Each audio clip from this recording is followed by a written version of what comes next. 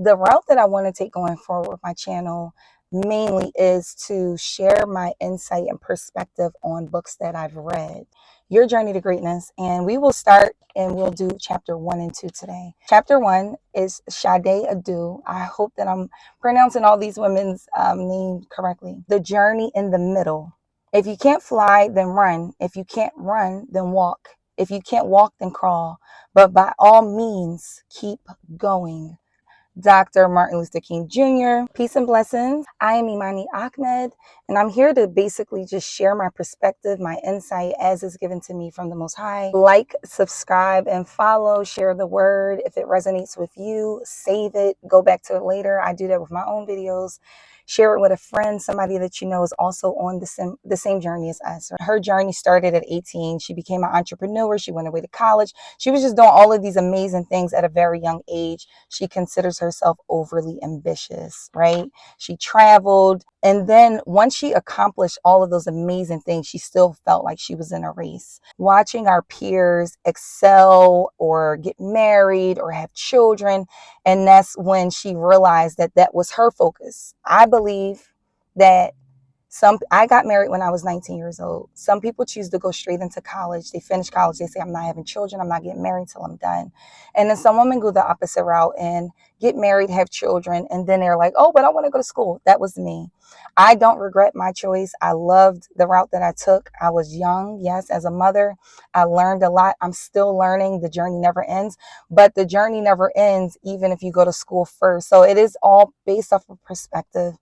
Once I had my first daughter, it did ignite something in me that made me want to go back to school. And that's when I went and obtained my practical nursing certification to become an LPN.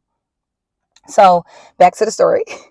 She says, I realized that this was the year I was supposed to graduate, but was too preoccupied with building an empire. I could feel this slowly crumbling around me. I was an entrepreneur, living client to client, all the while co-authoring a book about living your best life. I think that's okay. You feel me? Like, just ideal circumstances won't always be your reality at the moment. It doesn't mean that it won't come. It just means that this is the reality that you're talking into existence. This is the reality that you want to come about for your life. She says, I knew that I needed to change my life drastically and immediately. My next level of happiness, business success, degree completion depended on a massive shift in my life, and it needed to happen stat immediately.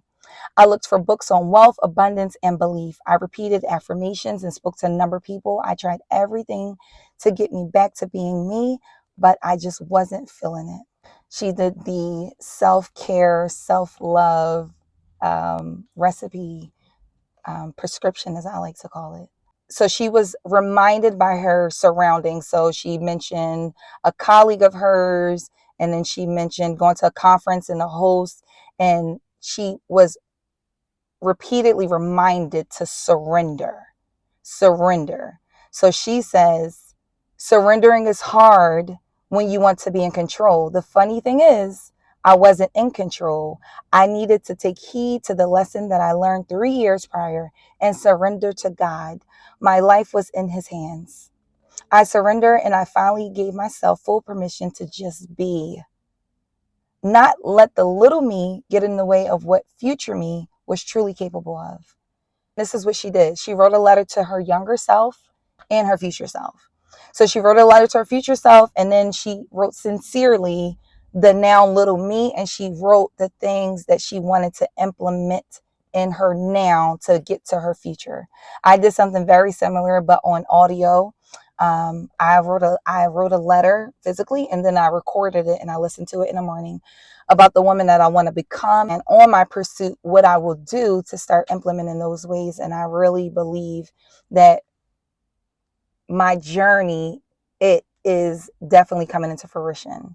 What I want to do, and it's on the inside. You know what I mean? Everything isn't on the outside immediately, and Allah knows best, but immediately I feel the transformation. I see the transformation in my life, and people don't notice the transformation all the time until they see what you have physically, that's not our standard, right? Okay. So she says, during this time, I met with entrepreneurial mentors who truly valued their lives and their contribution to creating the lifestyle that they desired. They reminded me to focus on what mattered and to slow down so that I could soon speed up. How many of us are in a rat race? Okay, this brings me back to my epiphany that I had recently. I do a 27-day challenge every now and again. Please join me for my 27-day challenge. It starts again 11/11 Monday. I fast Mondays and Thursdays just for 8 hours, sun up to sundown. I meditate twice a day or 3 times, whatever you can take. I stop eating meat. I stop listening to music like excessively, like on my phone, in the car. Like I don't listen to music at all in that regard. I no sugar, no fried foods. I'm very conscious of how much starch I take in, and just being in a state of mindfulness. I journal twice a day, and I do it because it really brings me enlightenment, understanding, guidance, introspection. That's totally a sidebar. And I said that because at the end of my 27-day introspection, I had this beautiful enlightenment. Beautiful. And I'm in here baking, y'all, because I don't have no windows open. Let me take the key out. Okay. Let's see what this does. Nope, I better not walk to my car. Okay, so on my at the end of my 27-day introspection challenge, I'm telling you, like, because I'm able to silence the noise and literally like go into myself and feel my feelings and write down my feelings, and I've silenced the outside. I'm not scrolling a whole bunch. I'm not listening to music. I don't really watch TV too much anyway, but I really don't intentionally during that time. Meat, junk, all of that stuff contributes to the clog in our brain. During my introspection, I'm able to further analyze my feelings, what I'm supposed to do. I'm praying more. I wake up in the middle of the night intentionally during those nights and pray and just asking for guidance on purpose. You know what I mean? Last time I was given understanding that I didn't know I was in a rat race. I didn't know I was a part of the club. I thought that I was living in purpose and being amazing and being busy and I didn't realize that mentally, say even if I'm still physically like, okay, working towards my dreams, doing things like that, you can still be a part of the rat race mentally by being anxious, by rushing, by not trusting, by not relying. So I was given an understanding that, wow, Imani, you need to slow down. Like you have to just be in the beautiful creation that Allah made you as a woman. Be a woman. If you're a man, be a man. But you don't have to go outside of the gender. You don't need to go outside of the natural nature, the fitra of how Allah created you to chase something that's not even for you. And also I read, and this is what ignited it initially, and now everything is obviously coming from that space and that understanding. Once you get one little enlightenment, everything just highlights around it. I read femininity is the state of being. And then I start seeing the affirmation I've always seen: I don't chase, I attract, right? And I just realized just being conscious in the moment, something I try to do anyway, but being conscious and not running after what you're trying to do, but just being conscious of, this is my reality. I'm right here. This is my now. I trust that the Most High has the best plan for me. Living in that space of calm. And sometimes if you're high energy like me, I'm naturally very hyper, right? So I have to take extra measures to slow my life down, slow my heart rate down, slow my understanding in my mind that's going 50 miles an hour. I have to slow it down. So meditating does that for me. Meditating literally calms.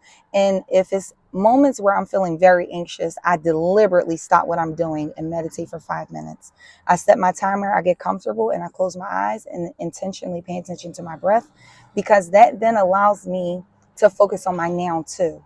It is a understanding that Allah allowed me to come to and realize that I'm chasing things and not trusting Him as much as I should. I'm into a space of just relaxation, understanding, and in a space of existing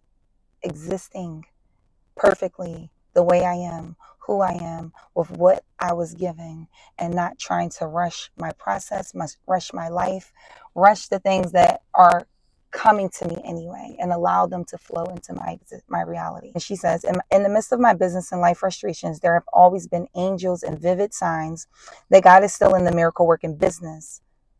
Of course, we believe that. Allah is going to send you signs if you're paying attention. And that's why it's so important to slow down and be conscious. Because if you're racing and running, you're not going to see the validation from Allah. You're not going to see it because you're so busy chasing.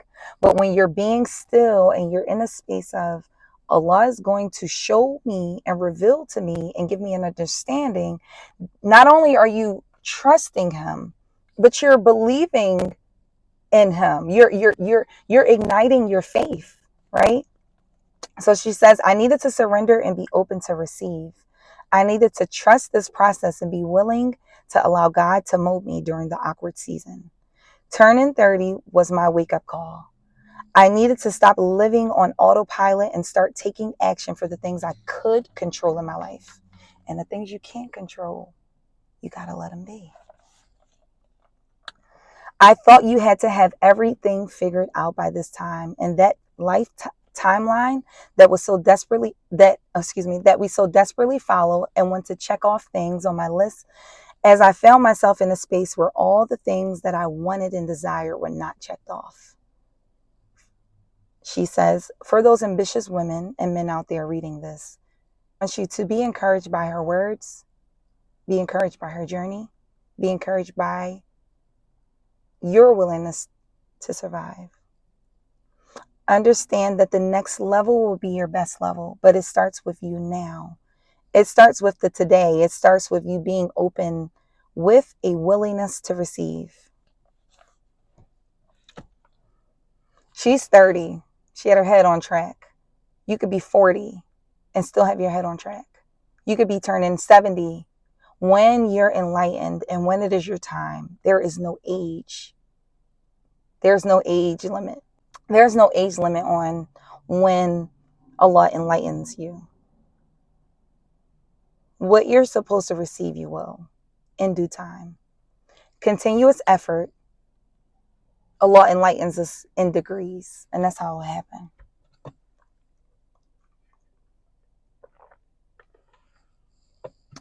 She says, okay, while in the middle, take note of these 3 golden lessons. So she's dropping some gems for us, y'all. She says, 1, give yourself grace. I know that you have a bucket list, but focus on your daily lists. Today, we're in today.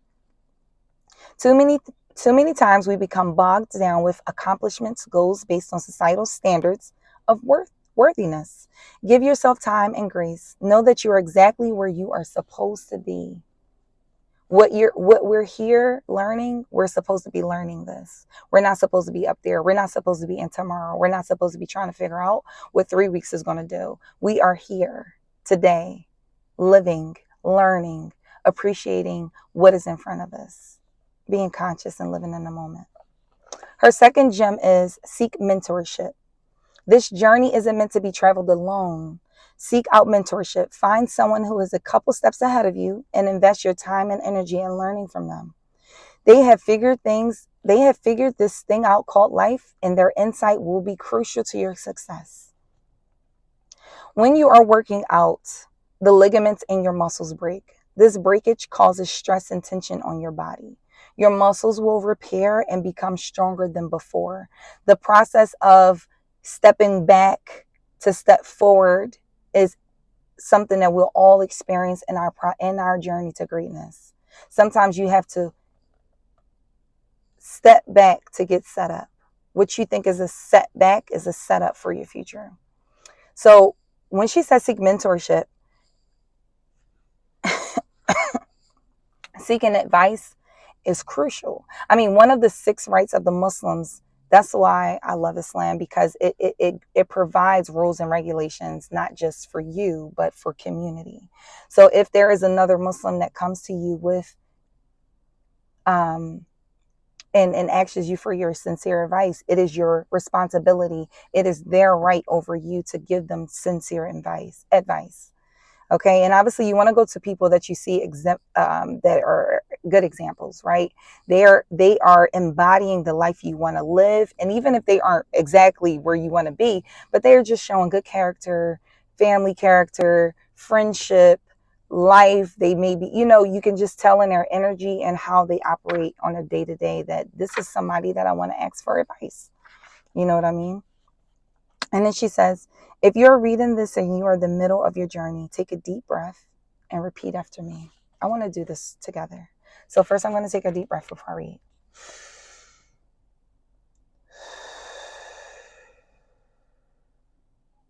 I love those. They really just like calm